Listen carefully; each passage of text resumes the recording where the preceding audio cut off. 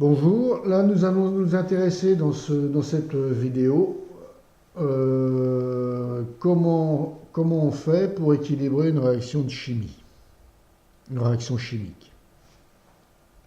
Alors je vais m'intéresser à la combustion d'un hydrocarbure. Donc c'est toujours une combustion, c'est une oxydation avec chauffage d'un hydrocarbure qui se décompose en CO2 et H2O. Alors n'oubliez pas, je vous fais des rappels sur l'écriture d'une réaction. Ça, ce sont les réactifs qui vont réagir, qu'on va mettre ensemble, qui vont réagir, ça c'est, ils réagissent, ils se transforment en CO2 et H2O. Alors ça, la flèche, vous pouvez, son synonyme, ça serait se transforme en CO2 et H2O. Réactif, produit. Ici, j'ai le symbole d'une flèche, donc la réaction est totale. Ça veut dire qu'ici, j'ai épuisement d'un des deux réactifs. Si j'en fais disparaître un, ici, il ne peut plus réagir. Donc, il y a épuisement d'un des deux réactifs pour donner total. Épuisement d'un des deux réactifs totalement. OK ? Pour donner du CO2 et de l'H2O. Voilà ce que c'est qu'une réaction totale. Caractérisée, on le verra, par un Xmax dans les tableaux d'avancement. Donc, ici, pour équilibrer cette réaction, nous allons commencer par les molécules les plus complexes, celles qui contiennent le plus d'atomes différents. Donc, nous commençons toujours par ces molécules-là. C6H14, c'est celle qui contient le plus d'atomes différents de carbone. Ici, on voit qu'il n'y a qu'un atome d'oxygène. Donc, j'ai commencé par équilibrer les atomes contenus dans cette molécule-là. Il faut qu'il y ait autant d'atomes d'un côté au départ qu'à la fin de la réaction. Donc ici, j'ai 6 carbones. Il me faudra 6 carbones dans les produits. J'ai 14 hydrogènes, il me faudra au total 14 hydrogènes au total dans tous les produits. Là, j'en ai 2. Pour en avoir 14, il suffira que j'en mette 7. 7 fois 2, 14 hydrogènes. Ensuite, je vais équilibrer mes oxygènes. J'ai combien? 6 fois 2, 12 oxygènes, plus 7, ce qui me donne 19 oxygènes. Attention, ici, le calcul de mes oxygènes, c'est 19 fois 2. Donc, il faudra que je le divise par 2 pour faire disparaître le coefficient 2 qui est sur l'oxygène. Donc, ça me donne 19 demi de O2. Si j'avais O3, je ferais 19 tiers de O3. Le fait de diviser par 3, ça me supprime le coefficient 3 sur l'oxygène. Car n'oubliez pas, quand vous avez une molécule C4H15,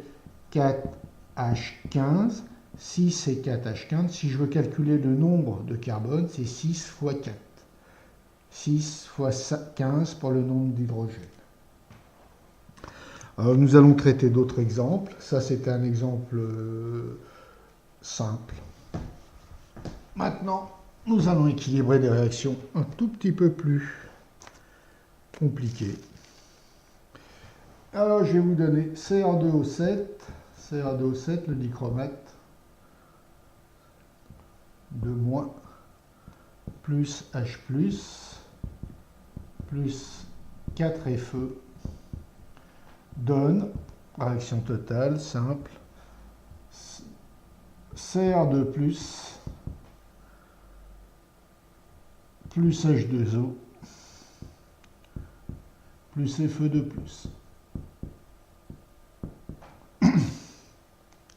Nous commençons par une réaction qui fait intervenir par une molécule où il y a plusieurs atomes différents. Cr2O7, nous allons d'abord équilibrer le chrome. Ici, nous voyons que nous avons 2 chromes, donc 2 chromes.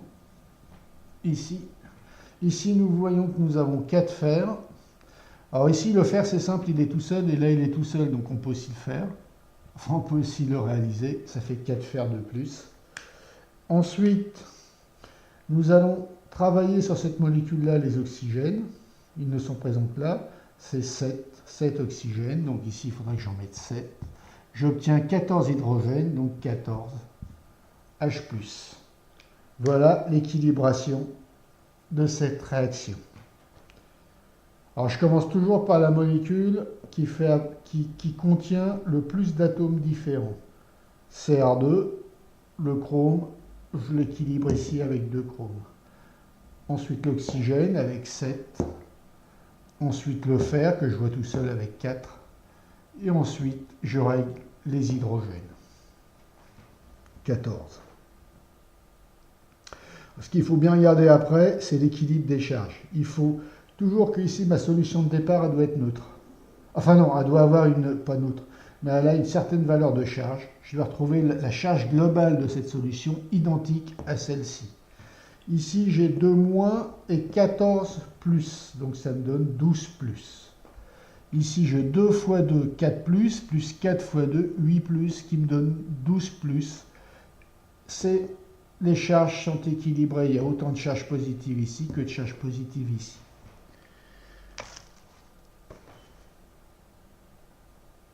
Nous allons voir un autre exemple que je vais vous laisser aborder.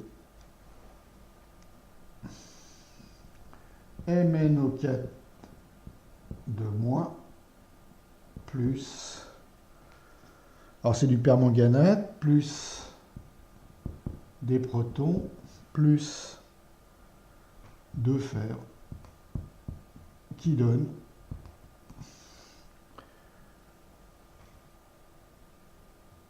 fer de plus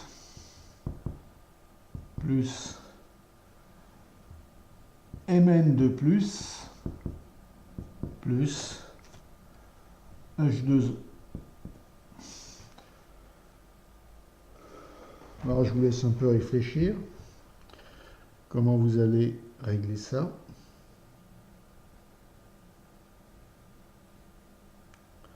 Eh bien, MnO4, c'est la molécule qui contient le plus d'atomes différents. Donc on va commencer par elle. Là j'ai un Mn, donc je n'ai pas l'équilibré.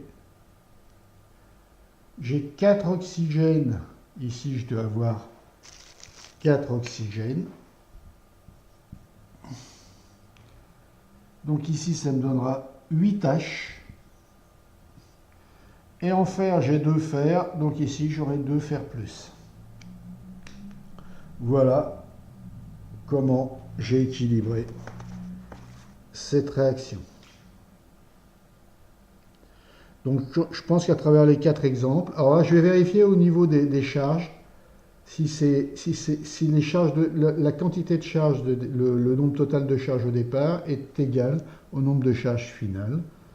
Ça donne 2 moins 8 plus, 2 moins 8 plus et 6 plus. 2 fois 2, 4, 4 plus 2, 6 plus. Donc les charges sont aussi équilibrées. Très important, il faut toujours que les charges soient équilibrées. C'est-à-dire que le nombre de charges initiales soit égal au nombre de charges finales.